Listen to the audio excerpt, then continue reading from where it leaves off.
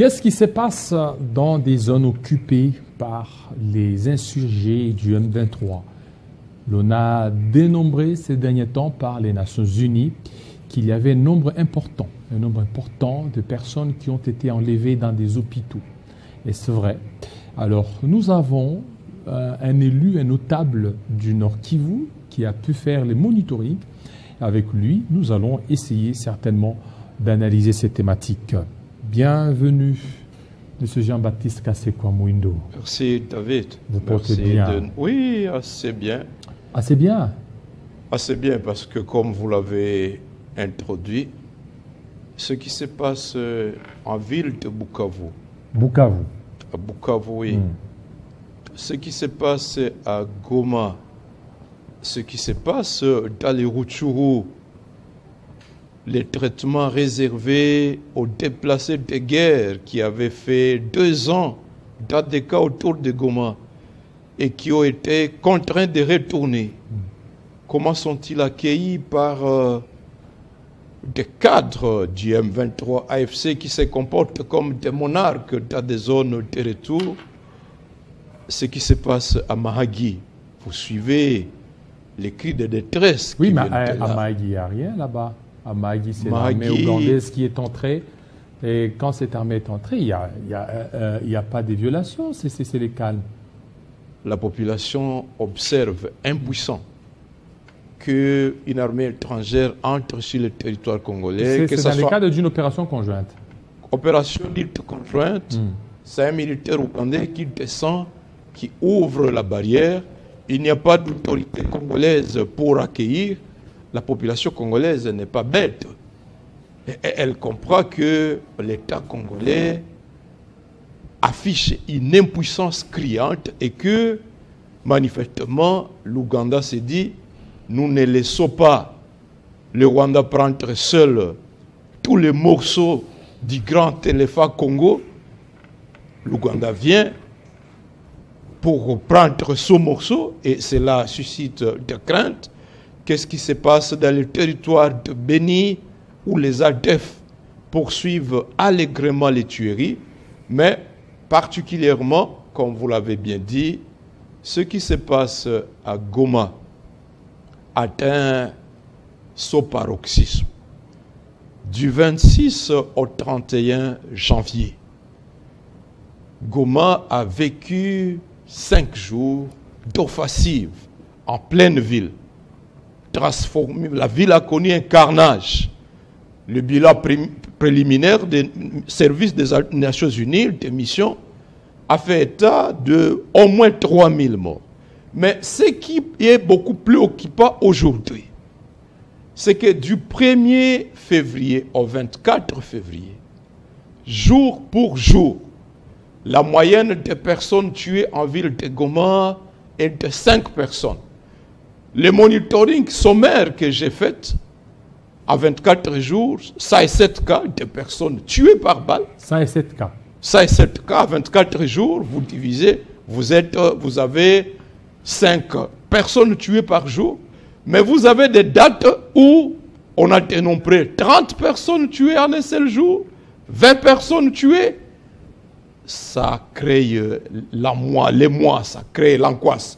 À titre illustratif, le 6 février, au quartier Bujovu, 5 personnes ont été tuées, dont 3 enfants et leurs parents, c'est-à-dire un couple. La maison est complètement exterminée. Le 10 février, au village Kiziba 2, le chef de groupement a été tué avec 3 de ses enfants et une femme qui est adulte, qui rendait visite à la famille, tous tués. Le 13 février, le célèbre artiste Delcat Idengo a été tué à Goma, pleine journée, et le même jour, 4 autres personnes sont abattues. Le 14 février, 10 personnes, dont 6 au quartier Office, 4 dans le quartier Ndoshu. Des quartiers éloignés les uns des autres, mais on voit des hommes en armes arriver et tirer à bout portant. Le 16 octobre, 20 personnes tuées. 16 février. 16 février. Okay. 20 personnes tuées, dont 9 au quartier Mugunga, 11 au quartier Ndoshu. Ndosho, c'est parmi les quartiers les plus meurtris. Jour pour jour, vous y dénombrez au moins 5-10 personnes tuées. Le 21 octobre, c'était l'hécatombe. Au moins 30 corps. Des jeunes gens abattus derrière les camps Katindo, froidement. Les occupants n'ont pas nié être les auteurs de ces carnages. Le 24 février, 10 personnes tuées, dont 6 à Ndosho encore et 4 à Mugunga. Ainsi de suite. Et vous l'avez si bien dit. Mais pourquoi d'abord ces tueries avant qu'on ne poursuive? Il y a de ceux qui disent ceux qui sont tués seraient des bandits, des voleurs à main armée, qui auraient pris des armes pour commencer à traquer les paisibles citoyens, et que dans leur patrouille, ces insurgés ont tiré sur eux. Je vous ai parlé de ces couples tués dans son domicile au quartier Bujobu. Les chefs coutumiers aussi. Je vous ai parlé de ces chefs de village. Ces 30 jeunes gens, ils étaient en train de faire le sport un matin et on les retrouve au tir sur eux. Il y a beaucoup de cas de personnes nommément identifiées. Au centre-ville de Goma, il y a 2 semaines, les militaires du M23, armée rwandaise, arrivent, ils exigent de la sentinelle qu'on leur remette les clés des contacts de 3 voitures. Les sentinelles veulent tergiverser et au tir à bout portant, 3 personnes sont tuées. Donc, on ne peut pas justifier cela par le fait que ce seraient des bandits armés. Non. Ceux qui occupent la ville, ils ont tenu une conférence de presse depuis le 30 janvier. Ils assument la pleine responsabilité de tous les crimes qui se passent dans la ville. Au-delà de ces cas ciblés de tueries, vous avez maintenant des cas des opérations de ratissage réalisées en pleine nuit dans des centres hospitaliers. Dans l'hôpital Hill Africa, ils ont emporté pas moins de 40 personnes. Tous les malades terrorisés pendant la nuit, et il faut le tour de tous les services. À l'hôpital Sebekandosho, vous avez suivi les images, dans toutes les chaînes, 116 personnes, des malades, des gardes de malades. On raconte que même des malades qui avaient subi des opérations chirurgicales, dont les plaies étaient à voie de cicatrisation, sont pris de leur lit, jetés dans des jeeps, dans des endroits sans traitement, donc les condamnés à la mort. Des crimes de guerre, des crimes contre l'humanité inacceptables. Non seulement ça, maintenant, le pillage systématique des voitures. Il est difficile aujourd'hui à Goma de trouver une voiture Land Cruiser, TXL, Noah, Sarf. Toutes les voitures sont emportées, franchissent la grande barrière vers le Rwanda, les voitures sont vendues au Rwanda. Quelles sont les raisons? Parmi ces voitures, on a emporté 15 voitures de la direction provinciale de la santé. Des voitures d'un service de la santé qui intervient à faveur de toute la population. Des Land Cruiser emportées. Quelles sont les raisons? Première raison, de mon point de vue, ils veulent neutraliser toute personne hostile à l'occupation de la ville. Toute personne susceptible de dire non aux violations des droits de l'homme, eh bien, il faut qu'il soit neutralisé. Deuxième raison, j'avais déjà dénoncé en février 2023 le danger que représenteraient les discours que le gens de M23 étaient en train de répandre à l'intention des recrues qu'ils étaient en train de former à Tchanzu et dans d'autres centres. Il leur disait à guise de motivation que les jours où ils prendront le contrôle de la ville de Goma, chaque combattant devrait se rémunérer par le pillage des biens. Et chaque combattant. Chaque combattant. Du M23. Du M23. Et ce n'est pas nouveau. Vous vous rappelez que en 2002-2003, l'opération Effacer le tableau, les commandants disaient que si jamais ils prenaient le contrôle des beignets de Butembo, chaque combattant devait se rémunérer par le pillage. Et c'est ce à quoi on assiste à Goma.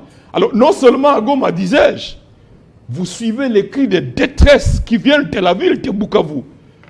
Chaque jour où l'on ramasse des corps dans des avenues, des corps de personnes tuées à bout portant, des voitures de particuliers ravis.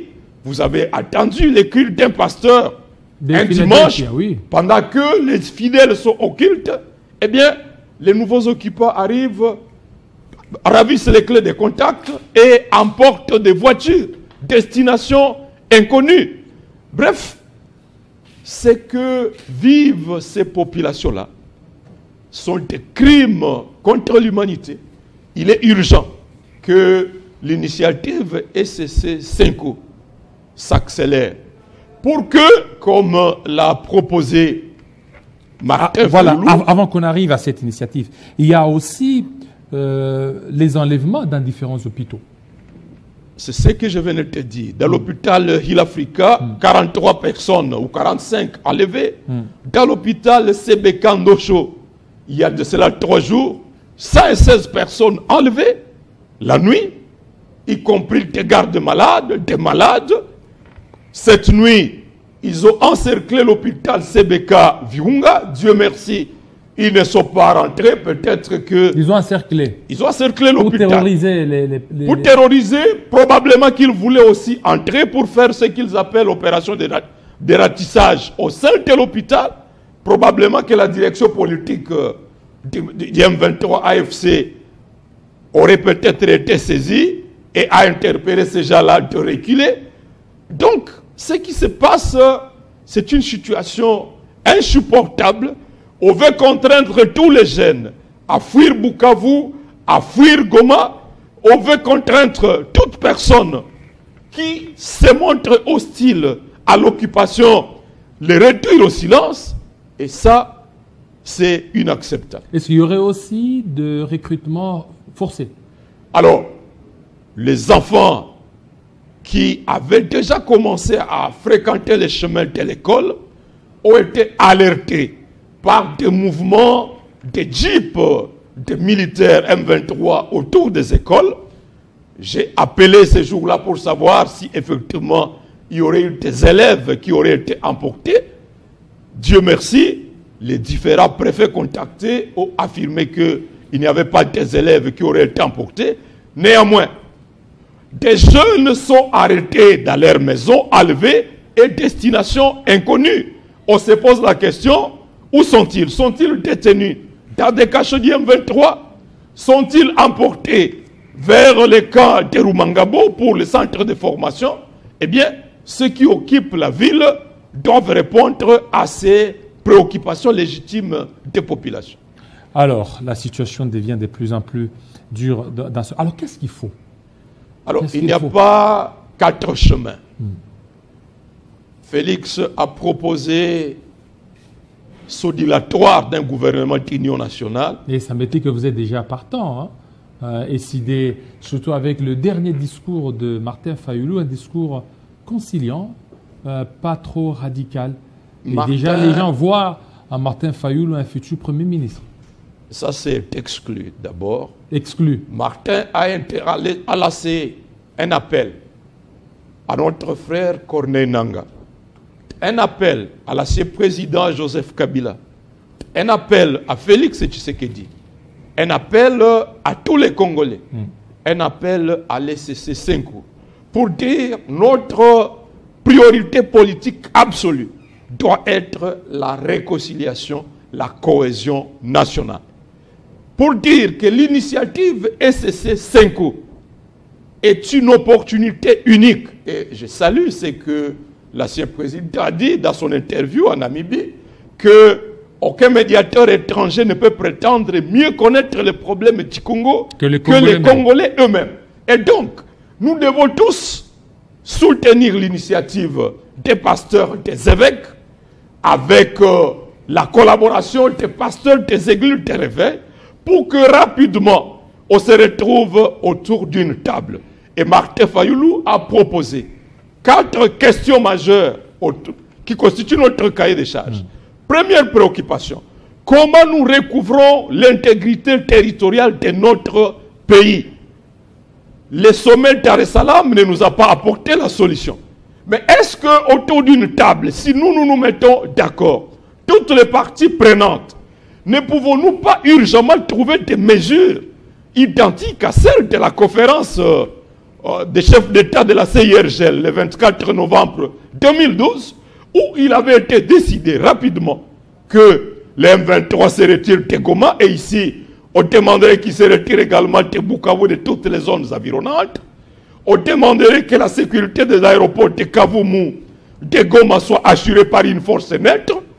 On discuterait rapidement de comment le cessez-le-feu est respecté comme des mesures préalables à la décrispation de la situation dans l'entretemps.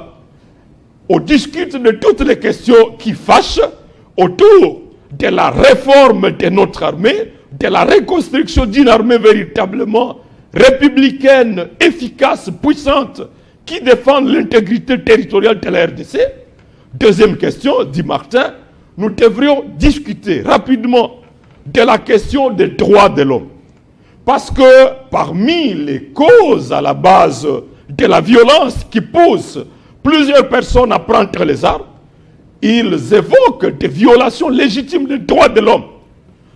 Que ce soit à Kinshasa, dans les Sud Kivu, à Minembwe, à Fizi, dans les Katanga, dans l'Ituri, partout à travers la République, est-ce que nous pouvons débattre de cette question-là? Troisième préoccupation, dit Martin, nous devons discuter de comment nous arrêtons la gabegie financière.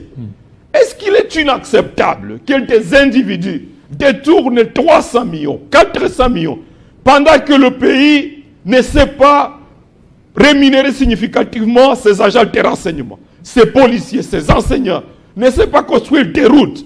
Ça crée de la révolte. Dernière question, dit Martin, nous devons réfléchir autour des réformes électorales.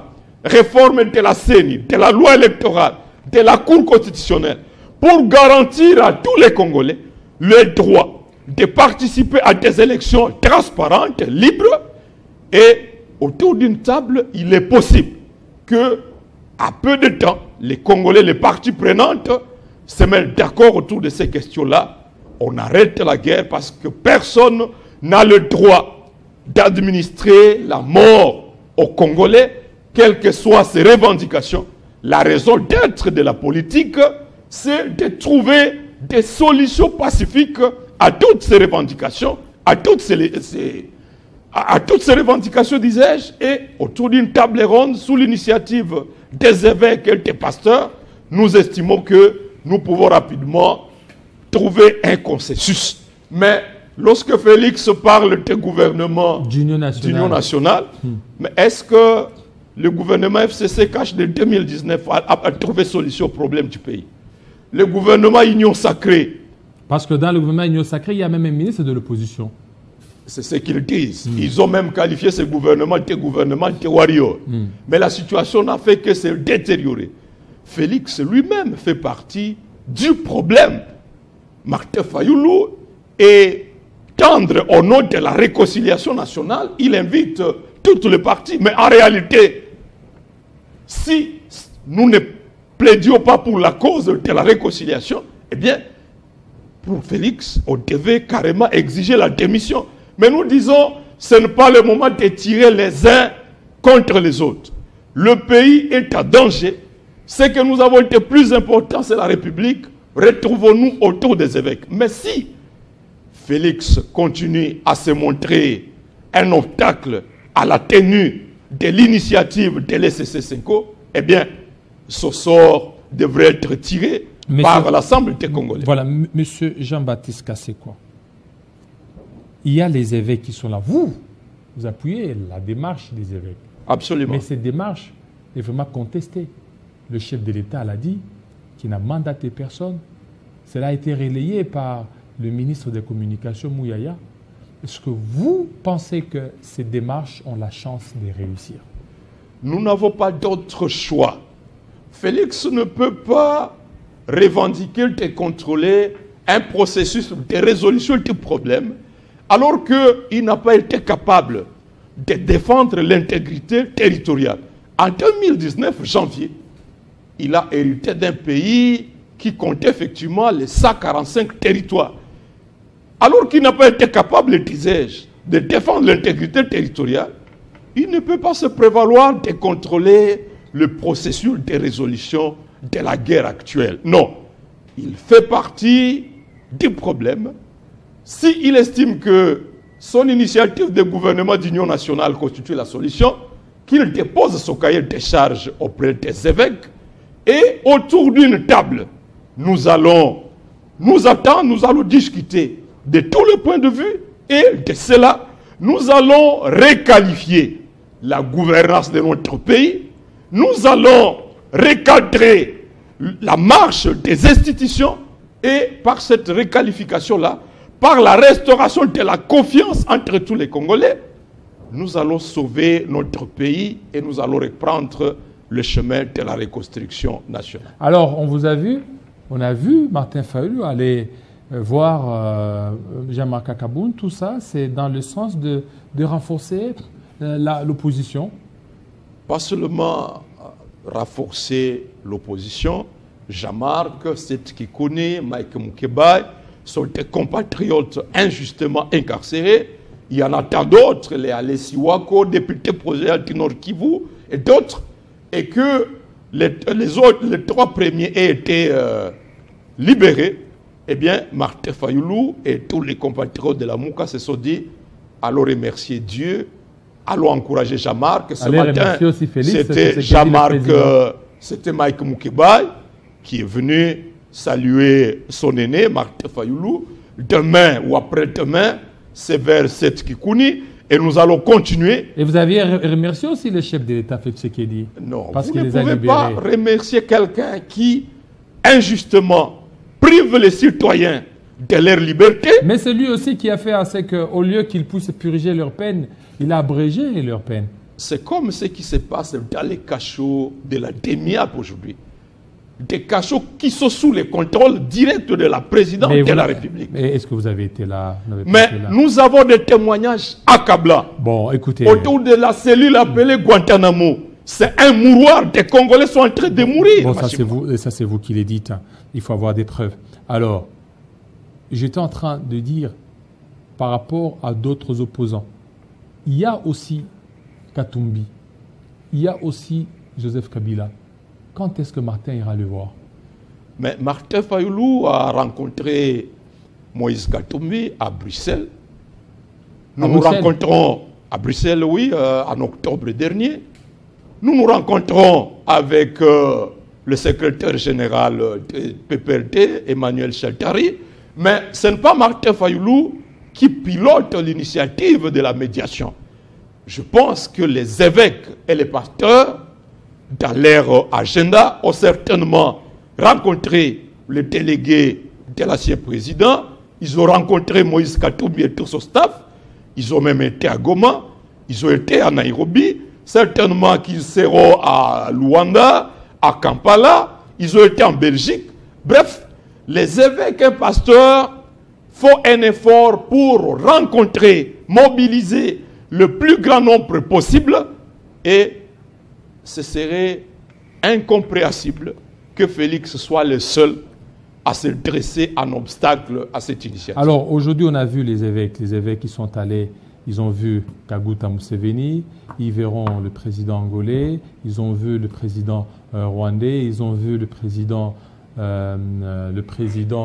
brazzavillois, mais vous prônez les processus de Kinshasa. Pourquoi les évêques partent là partout au lieu seulement de se limiter entre Congolais?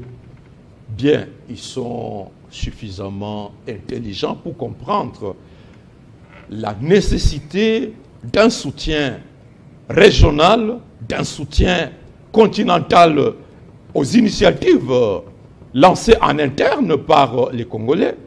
Je vous disais tantôt qu'en 2012, la CIRGL avait pris des résolutions fortes à Kampala qui avaient obligé les M23 à l'époque de libérer la ville de Goma en 48 heures. Quoi de plus normal aujourd'hui que les évêques et pasteurs aient rencontré Museveni pour avoir sa compréhension et solliciter son soutien, son implication dans la démarche que pilotent nos pasteurs, qu'ils aillent rencontrer, ils ont été à Nairobi, rencontrer le président de l'EAC, qu'ils aillent en Angola ou partout ailleurs rencontrer le président de la SADC, eh bien c'est tout à fait normal parce qu'aujourd'hui, la crise que connaît notre pays a pris un relief de loin plus inquiétant que celui de décembre 2016, par exemple, lorsque nous avons fait le dialogue de la Saint-Sylvestre. Il n'y avait pas de crise militaire, il n'y avait pas de provinces occupées, il n'y avait pas de cessez-le-feu à faire respecter peut-être par des contingents qui devraient venir des pays voisins ou de l'Union africaine ou qui vont nécessiter les concours de la communauté internationale. Donc il est tout à fait indiqué aujourd'hui, au regard de la gravité de la crise, au regard de la menace existentielle qui guette notre pays, que nos pères spirituels fassent des tournées, sollicitent, mobilisent un large soutien. Et cela, disais-je, si par exemple, dans les plus brefs délais, cette initiative des évêques se tienne, c'est que nous nous appelons le processus de Kinshasa, et qu'au bout de ce processus, toute la communauté internationale est témoin de la réconciliation entre les Congolais. Toute la communauté internationale est témoin qu'une fois pour toutes, les Congolais ont crédibilisé le leadership de leur pays. Ils ont tracé un chronogramme pour une transition, pour la reconstruction de leur pays. Eh bien, si un acteur interne va se retirer de ce processus, il va subir non seulement la sanction de l'Assemblée des Congolais, mais également tous ces pays qui sont pris en témoin, pris en appui à cette initiative, devraient être disposés à nous accompagner pour contraindre toutes les parties à alors vous ne donnez pas la chance le processus au niveau sous-régional. SADC et AC, là on a même désigné 3 facilitateurs. Alors, c'est ce qu'ils appellent le processus combiné Luanda-Nairobi. Comme l'a dit l'ancien président, disais-je, est-ce que c'est Uhuru Kenyatta, est-ce que c'est Benjamin Olusegun Obasanjo qui maîtrise mieux les problèmes du Congo que nos pères spirituels? À moins que Félix ne nous dise, j'ai suivi Patrick Mouyaya qui dise que le gouvernement est disposé à négocier avec l'M23, mais strictement dans le cadre du processus de Nairobi. Autrement dit, parce que le processus de Nairobi c'était destiné aux groupes armés. Or, tous les autres groupes armés sont déjà dans ce que le gouvernement appelait le Wazalendo, donc derrière les FARDC, derrière le gouvernement. Il ne reste que l'M23. Autrement dit, le gouvernement veut nous dire qu'il veut engager des négociations directes avec l'M23 et se retirer du processus de Kinshasa. Mais si telle est la démarche du gouvernement du régime de Félix, nous nous inscrivons à fond contre cette démarche. La crise a atteint des proportions telles qu'il faut un consensus entre tous les Congolais. Les cruautés qui sont commises à l'Est créent des fossés dans les cœurs des Congolais, de sorte que la gestion de la situation post-conflit sera tellement délicate. Il faut qu'un consensus soit retrouvé entre tous les Congolais. Là où j'interpelle nos pères spirituels, c'est d'accorder l'urgence à la démarche de la table ronde. On n'a pas le temps de tirer les choses à long cœur. Nous n'avons pas le droit de tomber dans le piège de l'usure dans laquelle beaucoup d'acteurs voudraient nous plonger. Parce que si par exemple la guerre atteint le Katanga, est-ce que nous avons intérêt d'assister à une destruction de l'économie de cette province? Est-ce que nous avons intérêt de compter à nouveau des morts dans d'autres provinces? Parce que pendant que nous parlons, les bruits des bottes ne s'arrêtent pas sur le terrain. Des menaces vers Butembo, des menaces vers Walikale, des menaces vers Uvira.